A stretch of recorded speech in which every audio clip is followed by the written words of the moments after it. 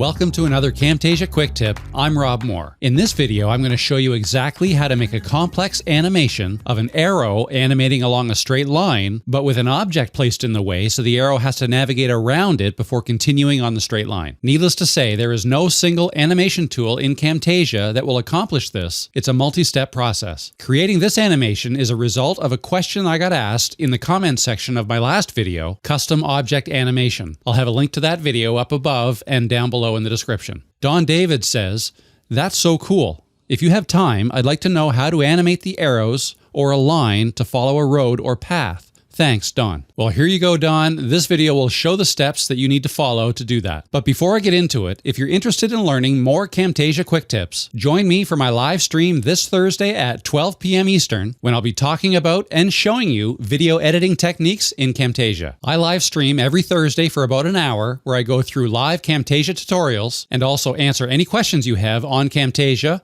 Fiverr, freelancing, or video editing in general. A thumbnail and a link will be available about an hour before the live stream begins, so be sure you're subscribed to this channel and click the bell icon to be notified when we're about to go live. You'll then be able to post any questions you have in the live chat before I go live. So that's this Thursday at 12 p.m. Eastern. I hope to see you then. Now back to the tutorial. So now let me show you how to animate an arrow across the screen and around an obstacle that I put in the way. The first thing I want to do is I want to add a guide for my arrow to follow. So let's come up here to Annotations, click on the Shapes, and then All for the style. Now let's drag on a rectangle here at the bottom, and let's stretch it to fill the bottom. Now let's animate an arrow just above this line here. So still with annotation selected, let's click on the arrow, and let's just select this arrow here and drag that onto our canvas. And if we want, we can change the properties of the arrow, the line style, and the thickness. If we want, we can change that, and also the color. Let's go with, I don't know, a red color. Okay, now down here in the timeline, we can see these two objects. Let's just stretch them out a little bit. That's about 20 seconds. And click this magnifying glass to zoom in. Now, animating this arrow across the screen is relatively easy. All we have to do is go to Animations, click on Animations here, and then Custom. We'll drag a custom animation down to our arrow. Oh, it actually put an animation on the arrow and the shape below because I had them both selected. So let's just undo that. Let's have only the arrow selected. Now drag the animation down to the arrow. There we go. And now we have to set our start and ending point. If our starting point is here, let's just say we want to start here on the left. And then for the ending point, let's click on the end of the arrow and move this arrow to the other end of the screen. And now if we want to make sure that it moves perfectly horizontally with no vertical movement, we can check the properties by coming up here, the visual properties, and check the ending position in the y-axis as -271.5. And let's come over here to the beginning. Not quite the same. Let's make it the same.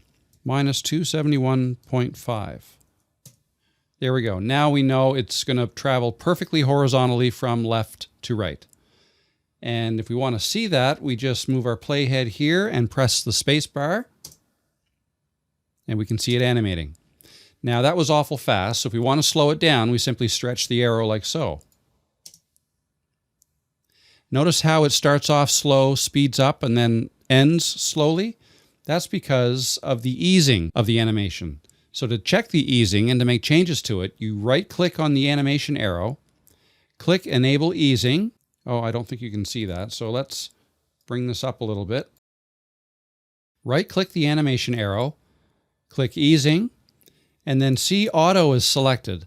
If we click on Linear, then the speed should be constant throughout the animation. Just like that. Okay, so that's the easy part. Now, what happens though if we put an obstacle in the way? So let's put an obstacle in the way. Let's go back to Annotations, Shapes, and let's scroll down here. Let's put a circle in the way here, just like this.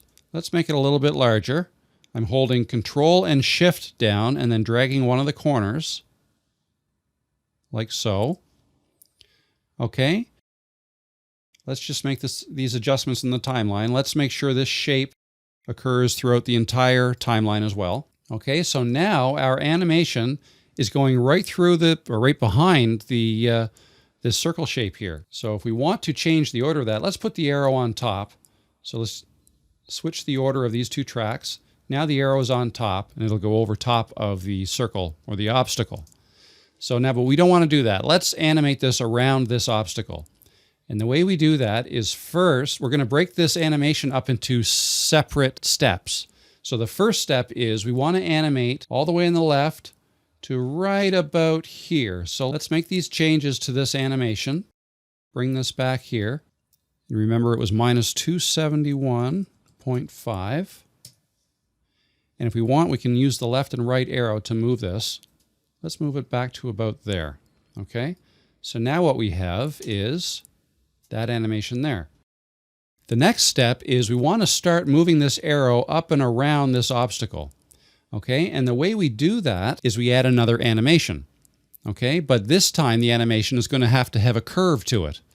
And if you've watched my previous video, you'll know how we were able to achieve a curved animation. And if you want to check that video out, I'll leave a link to it up above and also in the description below. But I'll show you really quick. What we want to do is we want to bring this first animation down like so.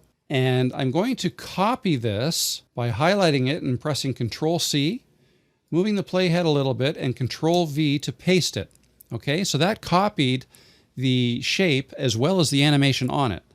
Now, I don't want to keep the animation that's on it. I only want to keep it at that location. So a very easy way to get rid of it, if I just deleted this animation, highlight it and press delete, it brings it back to the beginning, and I don't want that. So let's Control-Z to undo that. What you first have to do before deleting this animation arrow is you want to set the beginning property to the same as the ending property. And there's a very easy way to do that. With the playhead at the ending of the arrow, right-click to the right of it, and then click Copy Properties.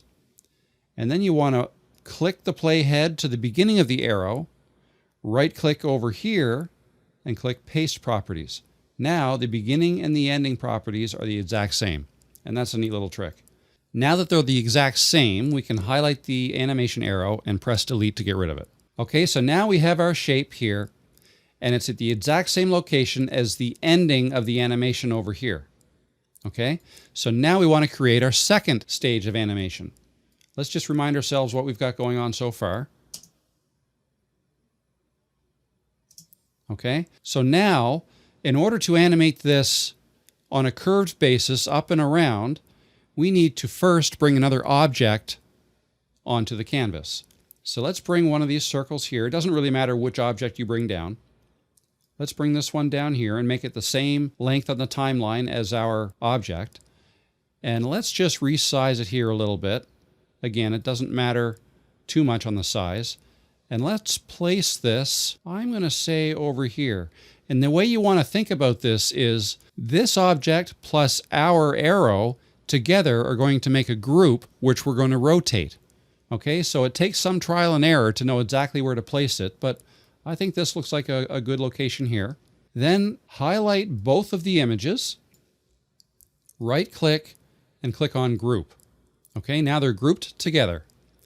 So next thing you want to do is click this plus icon for the group, and you want to highlight the second shape you brought in and press delete. You want to delete that. But in doing it this way, we've created a group that now only has one object in it, but the group is defined by the larger area that includes where that other object was. Okay? So now when we go to rotate this, it will rotate like that. See? So, but before we do that, let's bring on the animation. So click on Animations, drag down a custom animation, and with the ending point selected, let's animate this up and over like this. Okay? So now let's see what that looks like.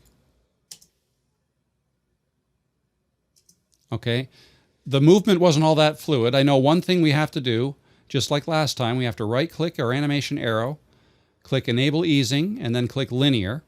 Okay, Now, I think it took too long for that to happen, so let's shorten the time span for the animation and see what that looks like. That's not too bad. Let's try a little bit shorter. Okay, I think that looks much better. Okay, so let's shorten this a little bit. And now we want to add another animation. This time, we want to go from this location all the way around here.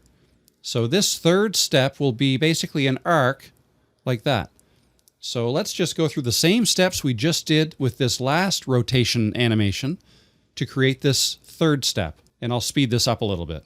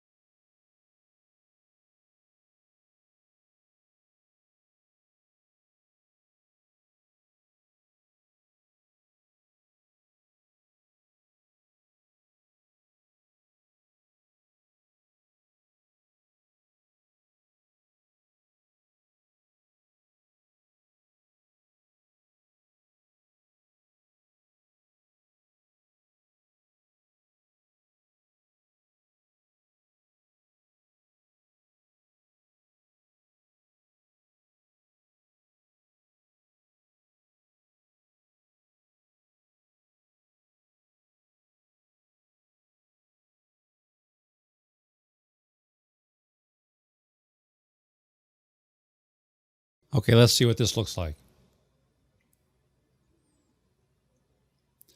Not too bad. Again, I don't love how long it took this second one, so let's just make this animation happen a little quicker. And try again. That's starting to look pretty cool. Now let's add the next animation.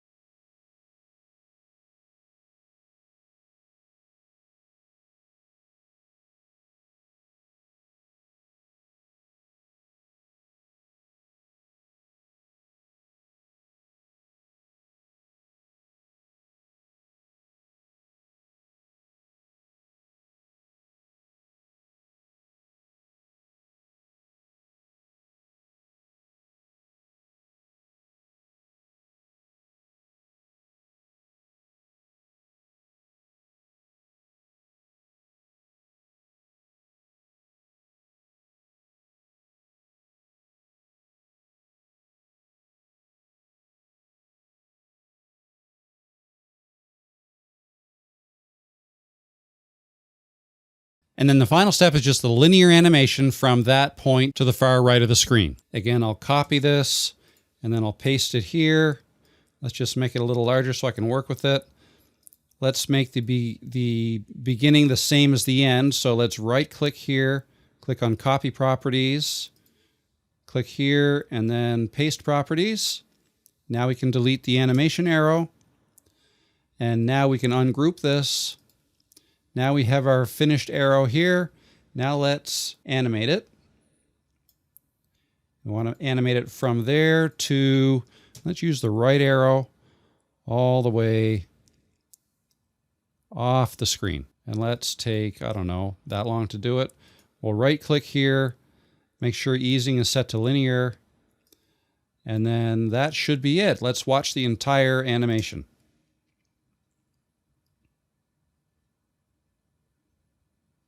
As you notice, it took a lot of trial and error to know exactly where to put my secondary objects in order to get the rotation just right.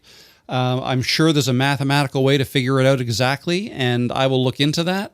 This was my first attempt at doing this in an attempt to answer Don's question. I mean, this may not be exactly what you had in mind, but hopefully it'll get some ideas going, and you can take what you might have learned from this video and apply it in a way that makes the most sense for what you want to do. And that's all there is to it. If there's anything else you'd like to see me demonstrate in a future video, perhaps you have something specific in mind, just let me know in the comments below and I'll see about making a video about it. Or if you want to see videos on how to use Fiverr and running a successful online business, let me know that too. The direction of this channel will 100% be decided on what you want to see me create. Just make sure you're subscribed to this channel and click the bell icon so notifications are turned on, and you'll be notified as soon as new content is available or when I'm about to go live. Remember, this Thursday at 12 p.m. Eastern is my next weekly live stream, and I'll be answering your questions on Camtasia, Fiverr, freelancing, and video editing in general. As always, thank you for supporting my channel, and I'll see you next time.